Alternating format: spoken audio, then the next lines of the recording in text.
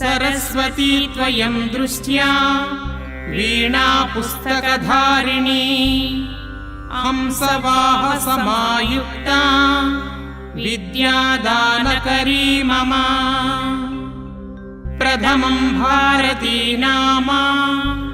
द्वितीयं च सरस्वती तृतीयं शारदा देवी चतुर्थं हंसवाहना पंचमं जगति ख्याता षष्ठं वागीश्वरी तथा कौमारी सप्तमं प्रोक्ता अष्टमं ब्रह्मचारिणी नवमं बुद्धिधात्री च